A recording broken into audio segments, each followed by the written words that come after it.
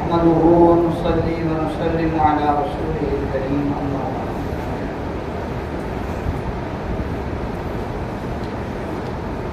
حضور اکرم صلی اللہ علیہ وسلم کی سیرت طیبہ کا ایک بہت ہی مبارک اور نمایاں ترین پہلو یہ ہے کہ آپ کی چاہت اور منشا یہ تھی کہ ہر مسلمان دوسرے مسلمان کا خیر خواہ ہو، وہ اس کی دینی اور دنیاوی خیر خواہی چاہے، خیر چاہے۔ خیر خواہی کا مطلب بھی یہ ہے اچھائی چاہنا کسی کے لیے۔ اس خیر کے لیے کچھ کرنا پڑتا ہے، خیر خواہی کے لیے کچھ کرنا پڑتا ہے۔ سب سے پہلی بات، دوسرے کی خیر خواہی کے لیے آپ کو سب سے پہلے اپنا من مارنا پڑے گا۔ آپ کو پتا لگا میں نے کیا جی کسی کی خیر چاہنے کے لیے، کسی کو دینی دنیاوی نفع پہنچانے کے لیے سب سے پہلے کیا کرنا پڑے گا؟ اپنا من مارنا پڑے گا۔ میں آپ سے عرض کروں، ایک لڑائی میں ایک علاقے کے بڑے آدمی تھے، حکم بن کیسان، وہ قیدی بنا کر لائے گئے۔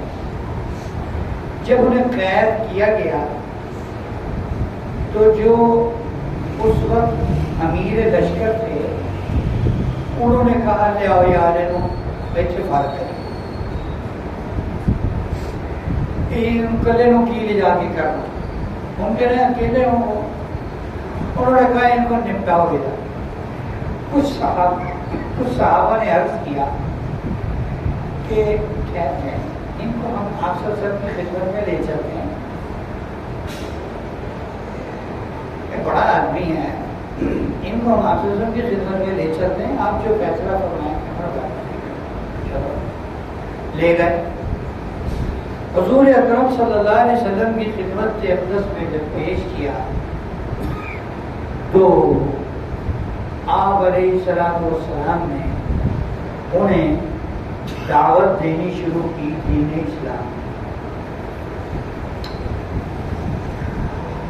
اور حدیث پاک میں الفاظ ہیں حیات صحابہ میں کہ بڑی لمبی دعوت تھی۔ انہوں نے انکار کیا کہ میں نے مسلمان ہوں گا۔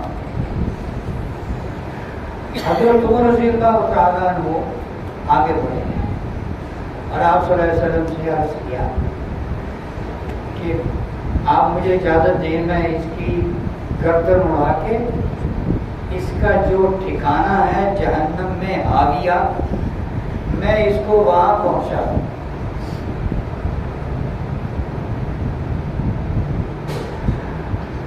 تو حضرت عمر رضی اللہ تعالیٰ فرماتے ہیں میں نے کہہ دیا، اور آپ صلی اللہ علیہ وسلم نے ایسے میری بات کو سنا جیسے سنیں، کہ میری بات کو سنی انسنی کر دیا، پھر دعوت دی۔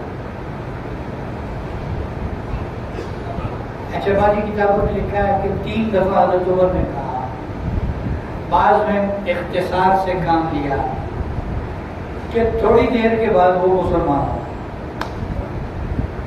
تھوڑی دیر کے بعد اللہ کی شان وہ مسلمان ہو۔ تو آپ صلی اللہ علیہ وسلم نے صحابہ کی طرف منہ کر کے ارشاد فرمایا، تمہاری بات مان لیتا اور اس کو اسی وقت قتل کر دیتا تو یہ جہنم میں چلا جاتا، حالت کفر میں مرتے تو نہ جاتے، اور اب دیکھو مسلمان ہو گیا، جہنم سے بچ گیا۔ حضرت عمر فرماتے ہیں کہ مجھے جب یہ معاملہ ہوا تو مجھے اگلے پچھلے خیالات آنے لگے ہوئے یہ میں نے کیا کیا. پھر میرے دل نے کہا کہ میں نے تو یہ اللہ اس کے رسول کی خوشنودی کے لیے کہا، مجھے کوئی ذاتی پرخاش تو ہے نہیں، میری ذاتی عداوت اور دشمنی تو ہے نہیں. ایک اس سے بھی جاندار اور شاندار قصہ،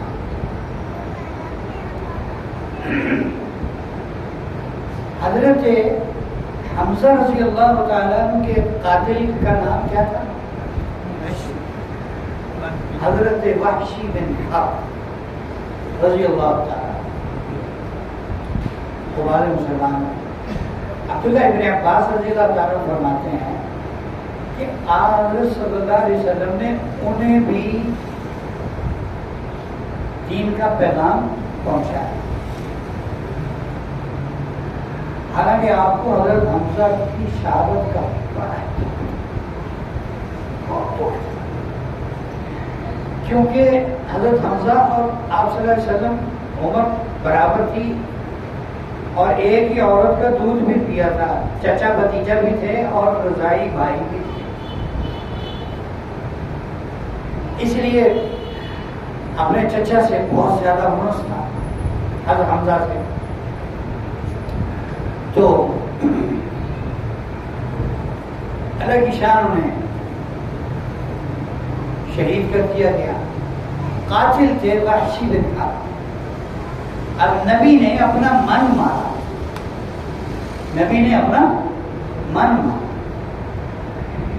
ذاتی عداوت کو، غصے کو آڑے نہیں آنے دیا. دین کا پیغام پہنچایا. اب جب پیغام پہنچا تو ان کی سنو. وہ کہنے لگے، انہوں نے کہا کہ آپ مجھے کیسے اسلام کی دعوت دے رہے ہیں؟ یہ آمنے سامنے ہوا یا خطوں کی دعوت ہوئی، بہرحال جو بھی تھا. وہ کہنے لگے کہ آپ مجھے کیسے اسلام کی دعوت دے رہے ہیں جبکہ آپ کے قرآن میں ہے جس نے شرک کیا، جس نے قتل کیا، جس نے زنا کیا وہ جہنم میں ڈالا جائے گا اور اس کا عذاب دگنے سے دگنا کیا جاتا رہے گا. تو میں نے یہ سارا کچھ کیا ہوا ہے، تو میرے لیے کیا بنے گا؟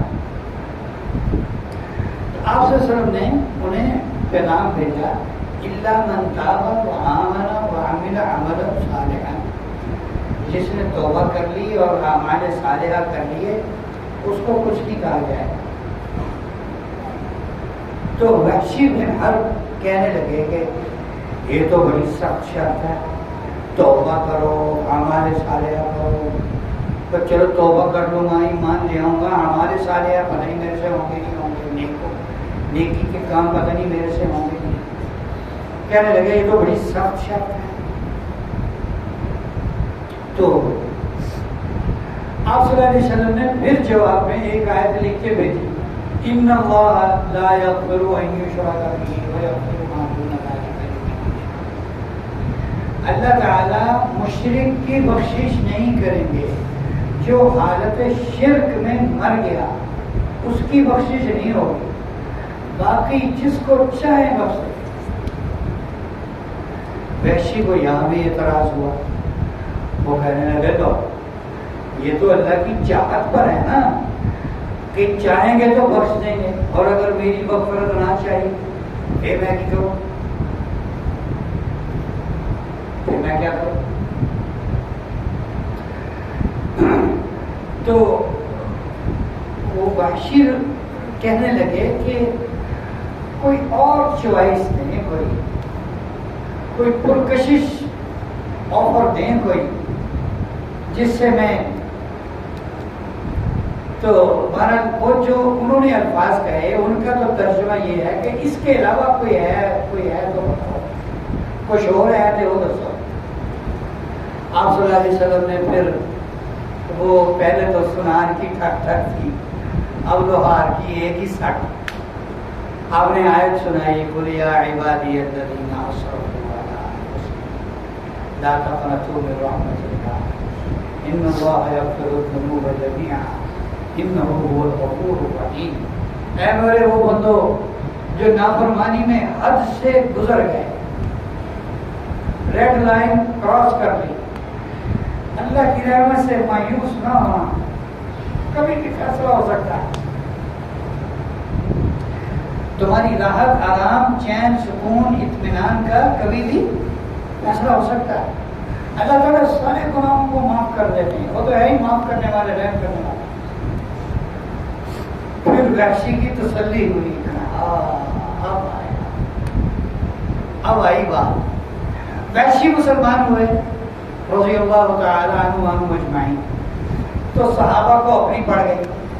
صحابہ کہنے لگے کہ اللہ کے رسول یہ جو اتنی بڑی آفر ہے یہ صرف انہی کے لیے ہے یا ہمارے لیے بھی ہے؟ آپ نے فرمایا یہ سارے مسلمان، قیامت تک کے آنے والے مسلمان سب کے لیے۔ تو اس سے معلوم ہوا کہ اللہ کی رحمت سے مایوسی نہیں۔ دوسرا جو پہلو ہم بیان کرنا چاہ رہے ہیں، جو ہم نے عنوان دیا کہ اللہ کے نبی کی سیرت طیبہ کا نمایاں پہلو دوسرے کی خیر خواہی ہے، اور خیر خواہی میں سب سے پہلے دین اور آخرت کی خیر خواہی ہے۔ دنیا بھی اس میں شامل ہے، یہ نہیں ہے کہ ہم دنیا کے معاملے میں جیسا مرضی جس کے ساتھ معاملہ کرتے ہیں۔ ابھی آج کل کے حالات میں عام ہے کہ ایک آدمی دوسرے کے ساتھ اپنا دکھ شیئر کرتا ہے، یار کاروبار بڑا مسئلہ ہو گیا، یار بس کیا کریں، یار پوری نہیں پڑ رہی، یار یہ ہے، یار بس یار کیا بتائیں کیسے گزارا۔ ایک آدمی دوسرے سے عام طور پر بات کرتا ہے تو بھائی اس کو جواب میں کیا کہنا، ہاں یار واقعی میرا بھی یہی حال ہے یار، بس کی کریے، بس ماری جائیے تو چلا نہیں، یہ کہنے کی بات نہیں۔ ہر کہنے والے کو ہم اللہ کی طرف متوجہ کریں گے، بھائی دیکھو یہ حالات اللہ کی طرف سے ہیں، اللہ جب چاہیں گے دور کر دیں گے، تو ہم سب مل کر اللہ کی طرف متوجہ ہوں۔ اللہ کی قسم کھا کے کہتا ہوں، مسجد باوضو اس مبارک جگہ پر ان چند جملوں میں اتنی جان ہے کہ مردہ کھڑا ہو جاتا ہے، حالات کا ڈسا ہوا بالکل مایوس، اس کے اندر یہ جملے آپ کے جان بھرتے ہیں۔ تو یہ خیر خواہی ہے دوسرے، اس کو اللہ کی طرف متوجہ کرنا۔ تو ہم یہ سارے نیت کر لیں کہ سیرت طیبہ کا یہ مبارک پہلو، اس کو اس دور کی زبان میں کہہ رہے ہیں دعوت و تبلیغ، خیر خواہی کو اس دور کی زبان میں کہہ رہے ہیں دعوت و تبلیغ۔ دو لفظ کہہ رہے ہم کہہ رہے ہیں دعوت و تبلیغ، تبلیغ والوں کا کام ہے، علماء کا کام ہے، مولویوں کا کام ہے۔ بھائی کسی اپنے بھائی کو دیکھو، میں ایک بات کہا کرتا ہوں، اللہ کی رحمت پر کسی کا قبضہ نہیں ہے، اللہ کی رحمت پر کسی کا قبضہ نہیں ہے۔ داؤد علیہ السلام کو اللہ تعالیٰ نے فرمایا، یا داؤد انذر الصدیقین وبشر المذنبین۔ داؤد علیہ السلام گھوم گئے، پریشان ہو گئے کہ یا اللہ یہ تھوڑا جہا غلط مت نہیں ہو گیا۔ بشر المذنبین، گنہگاروں کو خوشخبری دو، وانذر الصدیقین، نیکوں کو ڈراؤ۔ حالانکہ ہونا تو اس کے چاہیے تھا، داؤد علیہ السلام انسانی فطرت میں وہی سمجھے۔ تو اللہ تعالیٰ نے ارشاد فرمایا کہ میرے ہاں بھول نہیں ہے، یہ نیکوں کو ڈراؤ، اپنی کسی نیکی کو بڑا نہ سمجھیں، مارے جائیں گے، نیکی کر کے مارے جائیں گے۔ اور گناہگاروں کو خوشخبری دو، اپنے گناہوں کو زیادہ نہ سمجھیں، میں جب آیا تو معاف کر دوں گا، سب ختم کر دوں گا، اور کہاں سے کہاں فرشتے عرش پر بھیجا ہوں، گھبرانا نہیں ہے۔ تو